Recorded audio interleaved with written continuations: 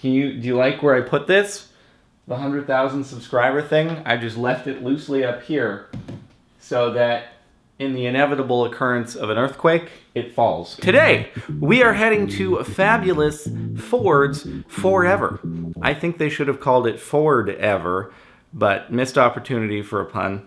Well, whatever, dude. It's the world's biggest Ford-only car meet. It's in the parking lot outside of Knott's Berry Farm, which is an amusement park a little ways that way, which makes no difference to you. We'll get a few miles on the car, get a little bit closer to 600, and should be the only new GT there. The dealership, Galpin, they were like, yeah, so it'd be cool to have a new GT at the world's biggest Ford cars and coffee car meet kind of deal. So I'm like, I guess I can come. It was actually a little bit up in the air because I had a wedding that I had to go to last night and I didn't know how late I'd be back home, but everything worked out. It's a little bit bright and early, but we're gonna be heading there anyway. All right, so we're getting close. Hopefully you can hear me over the sound of the engine.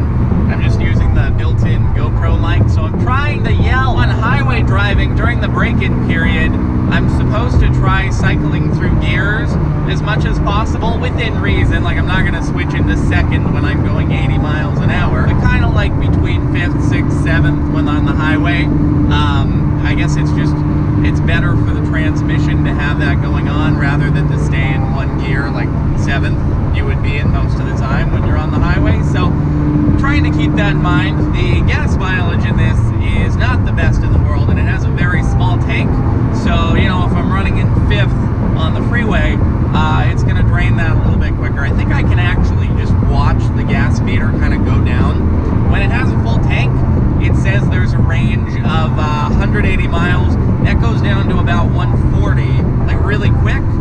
And basically just every other time you drive it, you're filling it up. But that's, you know, kind of to be expected.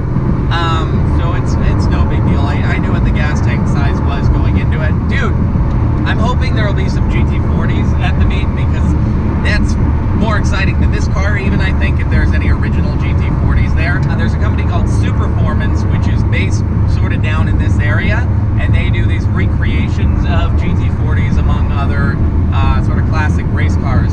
And I mean, they do an amazing job from the stuff I've seen on them. So I wonder if they'll have like a booth set up or something. If they do, I might give them a little talking to, because I've thought about it before. I do have to do the whole manual transmission thing first. Yeah, we'll be there in a few minutes, and we'll see what it's like.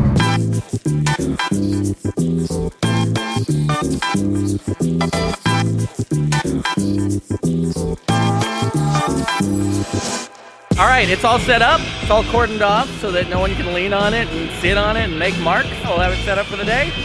It'll be great. This is actually who I was mentioning in the car, hoping they'd be here, is Superformance. So they make all these replicas of the old classic race cars from the 60s. I don't know if they have any GT40s. A lot of Cobras, which are nice. I want a GT40.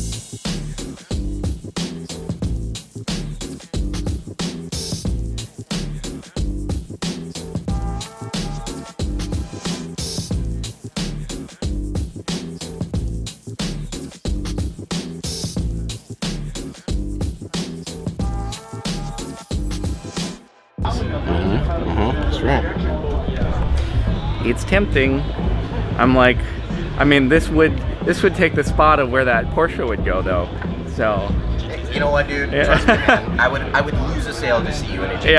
Yeah. I would have to. Looks like we might have a video of deciding what car is next here on this channel. Stay tuned. All right, so it looks like I wouldn't have been the only GT. Ford themselves brought one out. This is not Jay Leno's. This is one of their press vehicles. I think I've seen it in a bunch of videos on YouTube. I think it's the same spec that Jay Leno has, with the orange stripes, the launch control interior, just all black and orange everywhere, basically. Looks real nice, though. It's actually a spec that I was thinking about myself before deciding to go the Miami Blue route. Looks great, but I think the Miami Blue pops a little bit more than the black.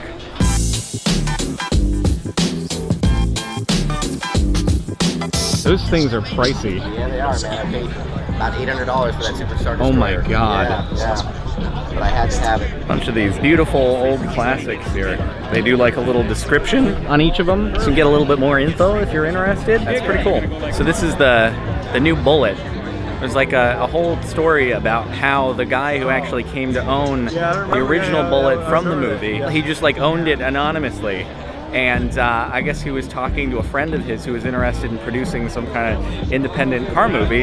And they're both in the car with the friend talking about this idea he has. The friend asks the guy driving the car like a question that leads him to reveal that he actually owns the original car from the movie, which had previously just been lost for many years. No one knew where it was.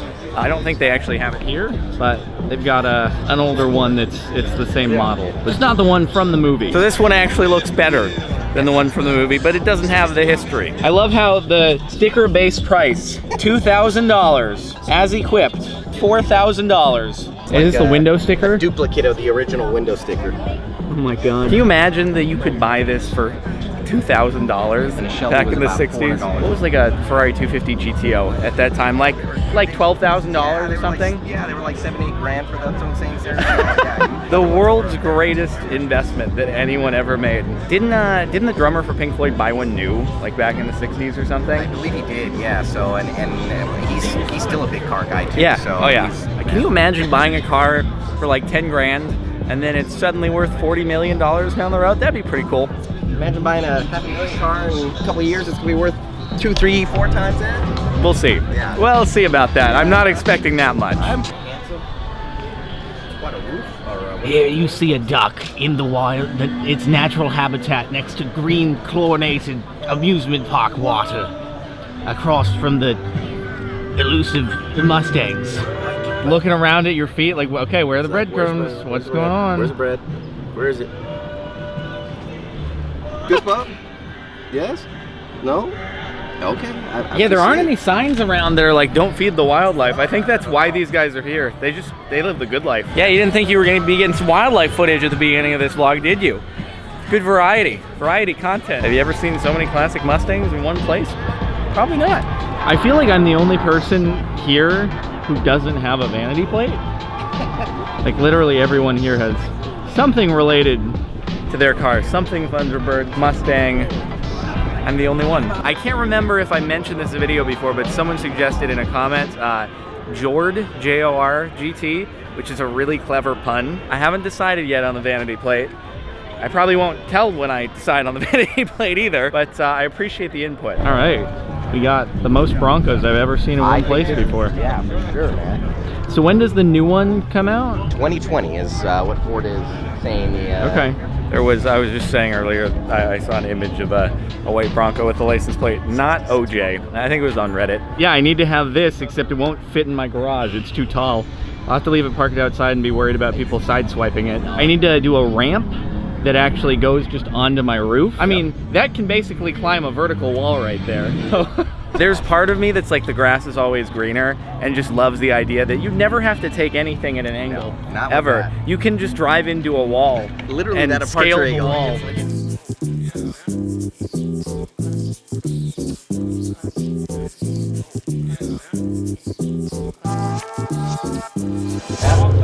it is. It's a possibility at some point.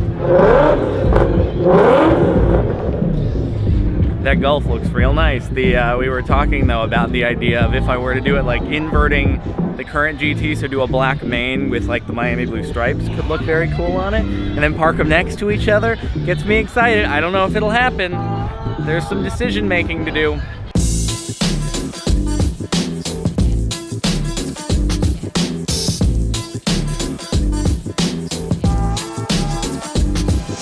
It's actually the first GT I've seen with aftermarket wheels on it. They must have been rocking the titanium wheels, because otherwise I just feel like you wouldn't replace the carbon fiber with that.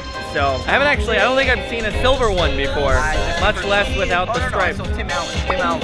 Okay. Well, I guess that about wraps it up. I'm gonna head out, hopefully not get caught in a big line. Hopefully they let me out because I guess it's a little bit early. Fun times. Hopefully you've enjoyed. And see you when I'm back home.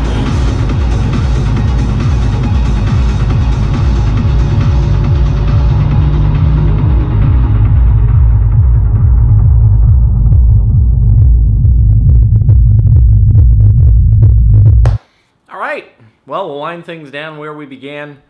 I'm really tired, actually, from not getting a huge amount of sleep to walking around in the sun for a while. I hope I'm not too sunburned right now. I put on sunscreen. I wanted to make a montage of just, like, doing the spray on my face and having it look like a beauty commercial, but then I didn't get around to it. I felt too awkward asking anyone to hold the camera to do that so that it could be slow-mo. And don't worry about it. Happy I went. It was fun.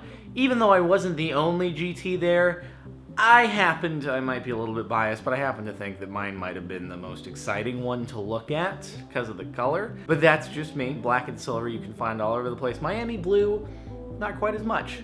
Although I do like the black with the orange stripes. That is a really nice combo. Like I said, I was actually thinking about that before I got the box and all that. So anyway, we'll wind things down there. Glad I went. Cool event. Saw a lot of pretty awesome cars. A lot of the old retro stuff is pretty cool. Some of the Broncos, some of the old Mustangs, and the like.